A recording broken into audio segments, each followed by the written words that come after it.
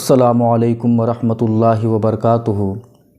बहुत से लोगों को ये देखा गया है कि वो ऐसी दस्ती यूज़ करते हैं जिस रुमाल पे कुछ अशार लिखे होते हैं या कुछ अल्फाज लिखे होते हैं, और बहुत से लोग ऐसे हैं जो ऐसा तकिया यूज़ करते हैं कि जिस तकिए के खोल पर तरह तरह के अशार उर्दू में लिखे होते हैं या किसी और ज़बान में, मतलब उस पे अशार लिखे होते हैं या कुछ और लिखा होता है।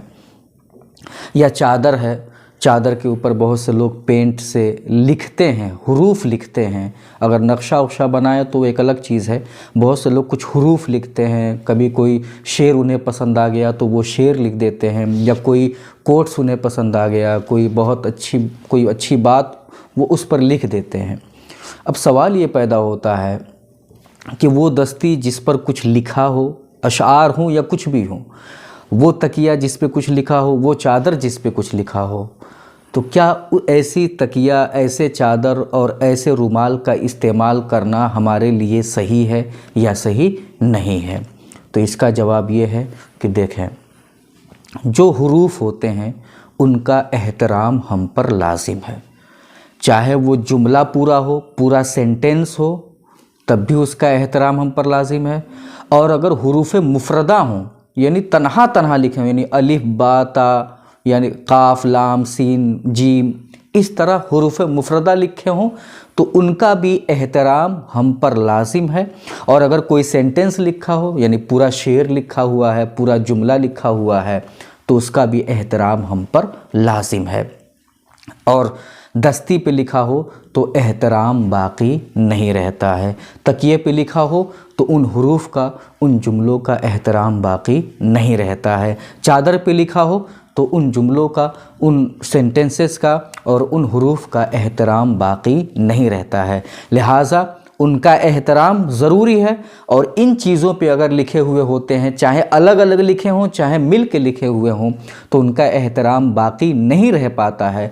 इसीलिए उलमाए कराम ने ऐसी चीज़ों के इस्तेमाल से मना फरमाया है, और मुसलमानों को चाहिए कि ऐसी चीज़ों के इस्तेमाल से परहेज़ करें। बहार शरीयत जिल्द नंबर 3 सफ़ा नंबर 420 इमामा का बयान में है, बिछौने या मुसल्ला पर कुछ लिखा हुआ हो तो उसको इस्तेमाल करना नाजायज़ है। मुसल्ला भी हो या बिछौना, अगर उस पर कुछ लिखा हुआ है तो उसका इस्तेमाल करना नाजायज़ है।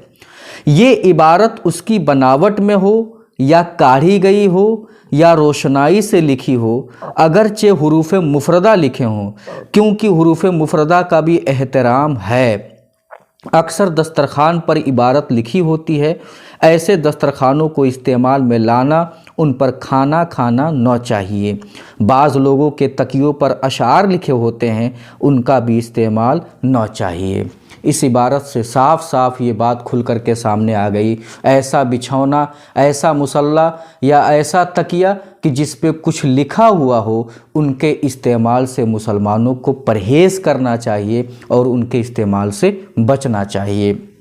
फतावा यूरोप सफ़ा नंबर 529 किताबुल हद्र वल इबाहा में है कि बाज़ हज़रात ऐसा तकिया या रूमाल इस्तेमाल करते हैं जिन पर अशार, जुमला या लफ्ज़ कशीदा होते हैं।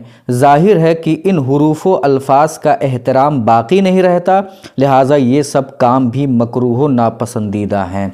इन दोनों किताबों की इबारत से ये बात सामने आती है कि हर मुसलमान को ऐसे रूमाल, ऐसे तकिया, ऐसे चादरों बिछौना और ऐसे मुसल्ले के इस्तेमाल से परहेज़ करना चाहिए जिस पर कुछ लिखा हुआ हो, क्योंकि लिखे हुए जुमलों का या हुरूफ मुफरदा जो तन्हा तन्हा हो, इन सब का एहतराम हम पर लाजिम है।